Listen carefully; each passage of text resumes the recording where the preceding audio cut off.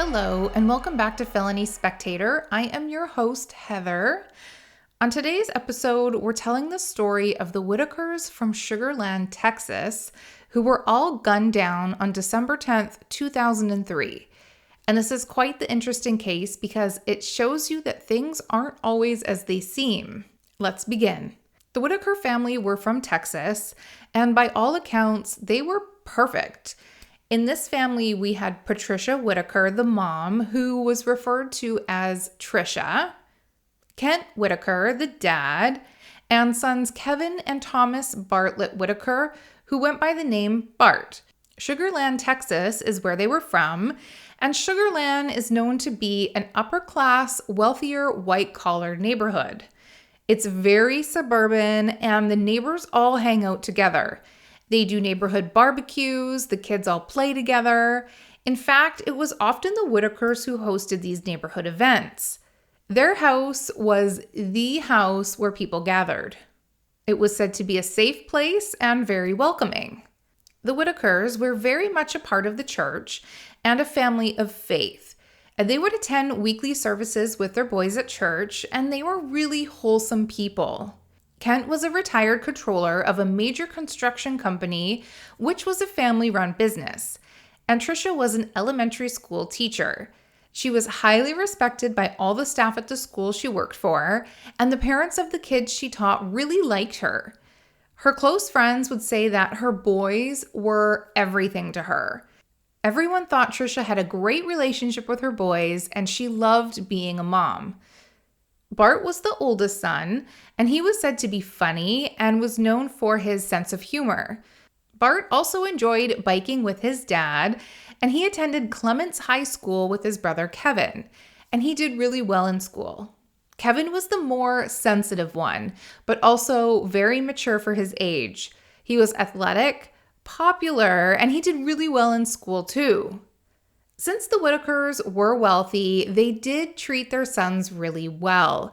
They would buy them luxury vehicles, paid for their university, and even bought Bart a lakeside townhouse in Willis, Texas. It definitely sounds like these boys were spoiled, and perhaps they were, but Ken and Trisha just really wanted their kids to be happy and thought that they were deserving. Then on December 10th, 2003, something terrible happened. The Whitakers had just come home from dinner out. The four of them were out celebrating because Bart was supposed to be graduating from Sam Houston State University with honors. He was done with his finals, and his request was to go out and eat at a restaurant with his family to celebrate. It said that Trisha was so proud of Bart. She was ecstatic that he finished college. Bart had actually been kicked out of high school at one point because of burglaries he committed with some other students. So the fact that he turned his life around and graduated university made her so proud. During dinner, Kent would remember that they were all very happy, telling jokes, they took pictures, and they gave Bart a graduation gift, which was an expensive Rolex watch. To Kent, nothing seemed out of the ordinary. When they returned home, everyone would get out of the car and go towards the house. But Bart sort of hung back because he was trying to find his phone in the car, which he thought that he dropped. Kevin would be first to enter the home, and just as Kevin passed the threshold of the front door, Kent would remember hearing a loud bang. Then Trisha, who's now also walking into the home, says, "Oh no," and another loud bang.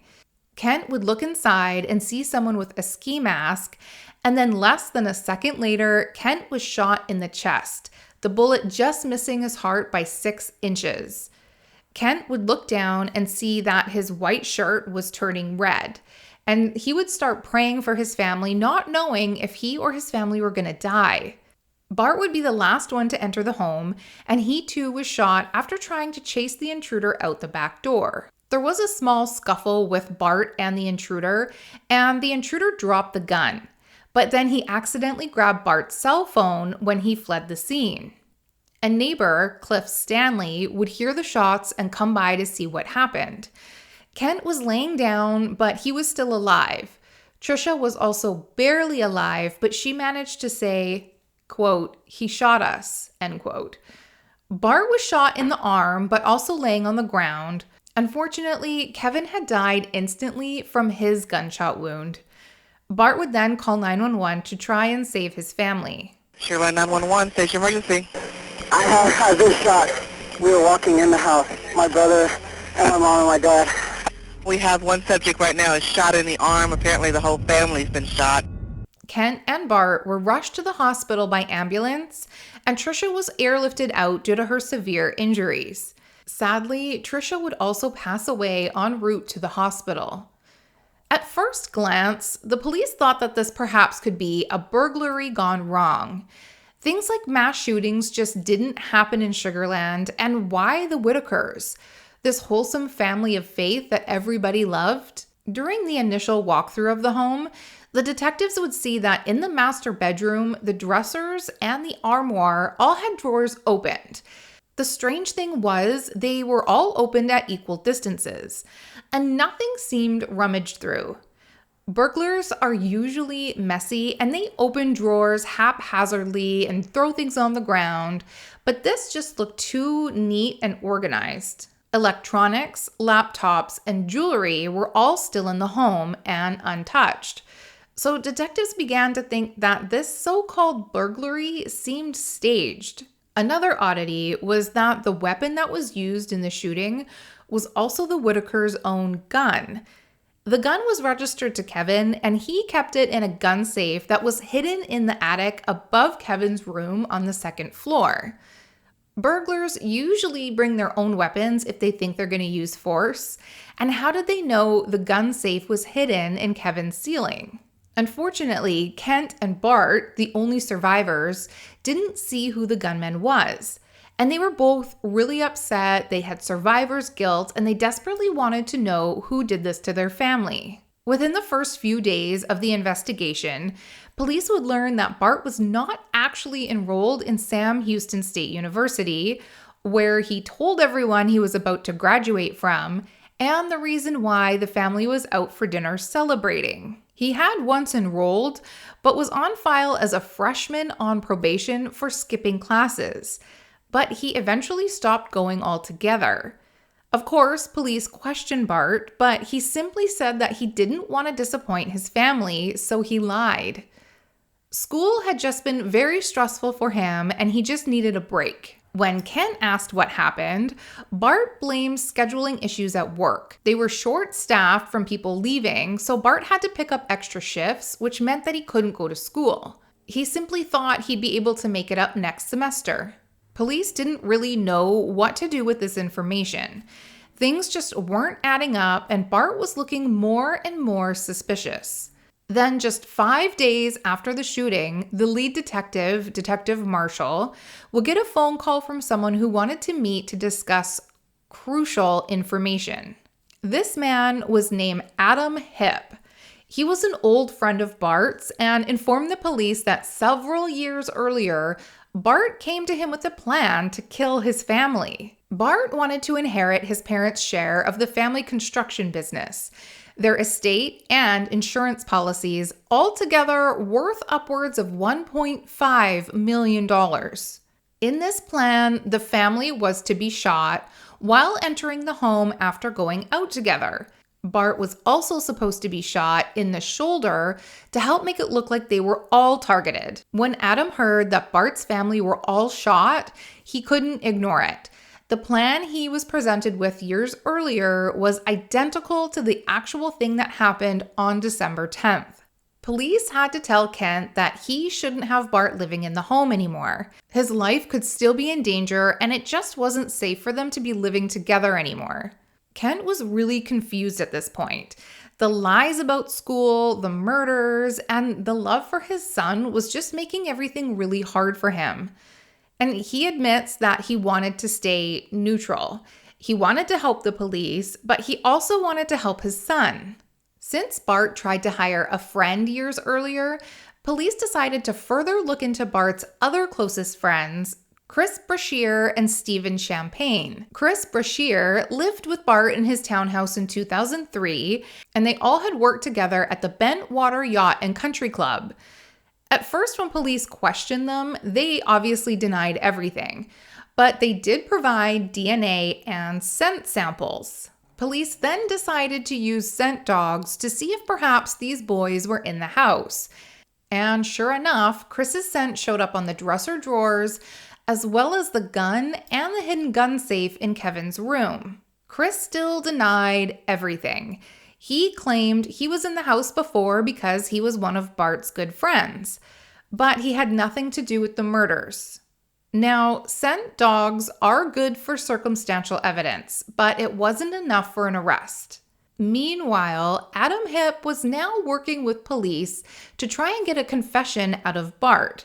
Adam's phone calls were recorded, and police would also set up calls. In one of those scripted conversations, Bart agreed to pay Adam $20,000 to lie about the 2001 conspiracy to kill his family. A post office box was set up to receive this payment, and the police would be monitoring the box. Then, on April 1st, 2004, they received a letter containing $240 cash from a K. Soze. One of Bart's favorite movies was The Usual Suspects, featuring Kaiser Soze as the main character. Bart also made the mistake of listing his home address as the returning address. Unfortunately, because it wasn't $20,000, it still wasn't proof that he paid off Adam to lie. Approximately 7 months after the shooting, Bart told his dad that he was going to go out clubbing and he wasn't sure when he was going to be home. And that was the last time Kent saw his son Bart in their home. On June 24th, 2004, Bart's Chevy Yukon was found abandoned and running at an apartment complex in southwest Houston, but there was no signs of Bart. Bart had disappeared, and this would be a setback in the investigation, but at the same time, it would also confirm that Bart probably had something to hide. So police would start to put more pressure on his friends Chris and Steven. Finally, on August 28th, 2005, Steven cracked. Steven confessed to being the getaway driver and said that Chris was the one who shot the family, and it was all orchestrated by Bart. Chris was to go into the house and pry open the gun safe and get the gun. He would then wait for the family in the lobby for them to arrive home. Steven would be parked behind the house, waiting to pick up Chris when it was all said and done. After it all happened, they dumped the evidence and went out drinking. Bart had hired them with the promise of money from the insurance policy if they would help get rid of his family. It said when the boys first met Bart, Bart had told them that he was an orphan and that Steven was like a brother to him. They did eventually learn of his family, but when Bart presented this plan, he made it seem as though he didn't have a close relationship with his family at all. Steven would also say that while Bart was pretending to be thankful in public that his dad's life was spared, he actually wanted to finish the job and would try and discuss a new plan to kill his father. Steven had brought the police to a bridge over Lake Conroe where the boys had thrown away evidence. In the lake, they'd find a bag with a chisel that was used to pry open the gun safe, ammunition that matched the spent shell casings in the home, and 2 cell phones. And this was enough evidence to finally arrest Steven and Chris in the murders of Kevin and Trisha and the attempted murder of Kent Whitaker. Kent was in disbelief. His son, Bart, was now the main suspect and also had been missing. Bart had actually headed over the border and went to a small village in Mexico called Cerralvo, 40 miles south of Texas. He had started a new life with $7,000 cash he stole from his dad. He tried to learn Spanish, had an apartment, and a job at a furniture store. Bart also had a new name, Rudy Rios. Rudy Rios was someone who liked to drink beer, he was charming, and had a way with the ladies. His friends that met him in Mexico said that he was just a really nice guy. Cindy Lou Salinas had met Rudy, Bart, in church, and she thought he was something special. To her, he was gorgeous and very interesting, so she started to date Rudy. After dating for a bit, Cindy's dad gave Rudy a job in his furniture shop, And apparently he was a really good worker, he was really confident, and became really close to Cindy's family. When Cindy noticed the bullet wound on Rudy's arm, he would tell her that he fought in the Afghanistan war. Cindy would go on to say that Rudy explained to her that he was an only child, and his mother never loved him. His mother was apparently a prostitute and didn't give him love, only money. And as far as I could find, Cindy and Rudy were happy together. Cindy's family took him in as one of their own, and they grew to love Bart. They were the family that Rudy never had, since he had essentially been orphaned by his prostitute mother. After about 14 months of Bart being missing, Detective Marshall Slott would get a phone call from the real Mr. Rios explaining that he helped Bart get away. They had worked together at a restaurant, and Bart had told Rios that law enforcement were pressuring him, and he needed to get away and just take a break from everything. So Rios told him that he could go to Mexico because he had family there who would take care of him. Bart paid Rios $3,000 to get him to Cerralvo. But when Rios learned that there was a $10,000 reward, he decided to turn Rudy in. Mexican police arrested Bart and brought him back to the United States in the arms of the detectives. Kent, Bart's dad, obviously wasn't happy, but he decided to face Bart after his arrest. Bart would apologize over and over, saying it was his fault and he was responsible for the murders, and he ran away because he got scared. Family friends would later say that looking back, perhaps they didn't know Bart at all. They adored the Whitakers, but after the murders, they remember that Bart was maybe more aloof, cocky, and perhaps he was narcissistic all along. Before the trial in December of 2006, Bart sent a Christmas card to First Assistant Director Attorney Fred Felkman. The card had said that Fred should keep his family in mind during the holiday season. And Fred laughed it off, but he knew it was supposed to be seen as a threat to his family. Fred kept the card to further prove in court that Bart should be on death row and that he was a dangerous person. During the trial, it was learned that Bart had actually tried to kill his family several times before this. In 2000, Bart had asked his college roommates to help him kill his family. And it was the same plan: shoot them in the house after they got home from an event, and they too were promised a cut of the inheritance money. But the shooting never occurred because the house was alarmed, and that alarm went off when they tried to enter the home. So the roommates left and this plan was completely abandoned. Just 2 months after the roommates were unsuccessful, Bart asked if Adam Hipp was interested. But the plan never went beyond just talking about it. Then in 2001, he tried again to plan the murder, and this time an old college acquaintance overheard the plan and questioned Bart. Bart's response to her was giving her a hug and telling her that everything was going to be okay. Jennifer, the acquaintance, would call the police, and the police told Kent and Tricia. Kent would say that they never thought in a million years Bart would do something like that. They had a great relationship. Bart would tell them it was just a misunderstanding. Apparently, Bart and his girlfriend were watching a show on the Mendez brothers, and Bart made a comment like, "That's not how I would do it," and then he'd reveal his plan. But Bart blamed Jennifer for just overreacting and reading too far into it. Kent and Tricia were worried, but also not worried because they trusted him. It seems so insane that their son, who they loved so much, would want them dead. Then later in 2003, it finally happened with his friends Chris and Steven. Police believe that Bart is a sociopath. He knew what he did was wrong, and he just didn't care. He was never abused as a child. He was never neglected. He wasn't involved in a criminal lifestyle. And his parents pretty much bought him whatever he wanted and showed him lots of love. He had no reason to kill his family. Bart's formal diagnosis would be that he suffers from delusion disorder, personality disorder with paranoid, narcissistic, and antisocial features, and a psychotic disorder. He just isn't capable of any empathy whatsoever. Bart did cry on the witness stand, which was probably just more dramatics to manipulate the jury. and he would say he felt horrible about himself and what he did. He'd admit that he was 100% guilty, and he robbed his mother and brother of a full life, and he was very remorseful.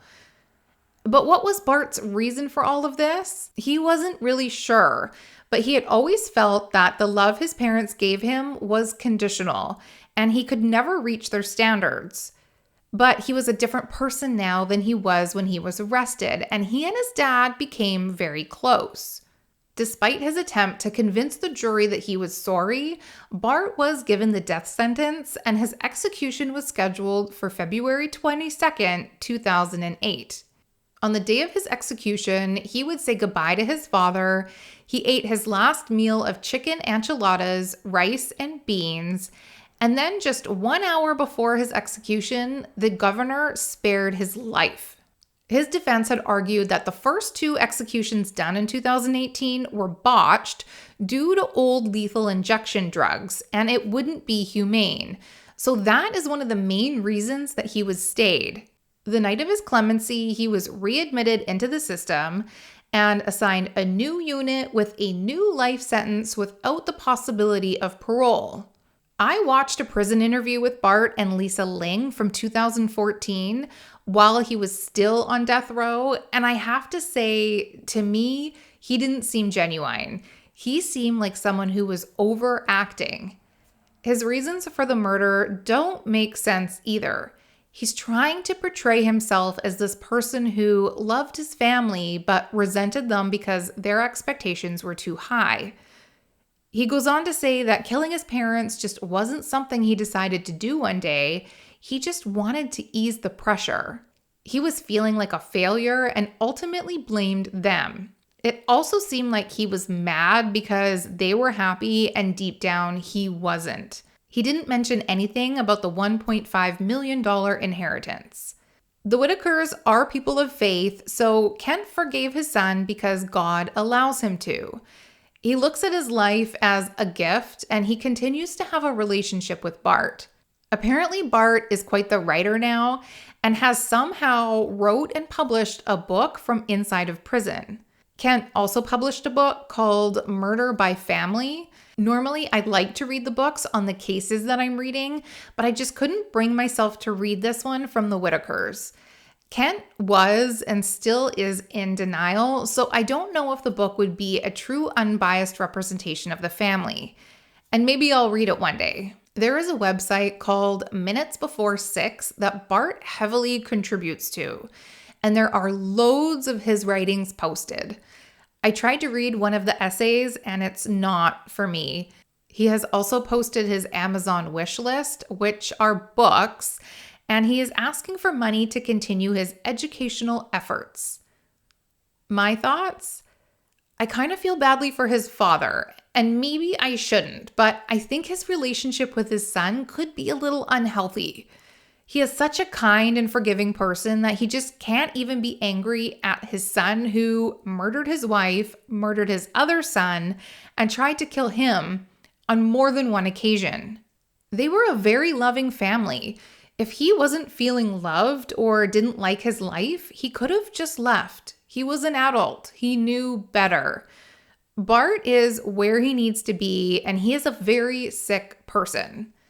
That's it for today. I hope you liked today's episode.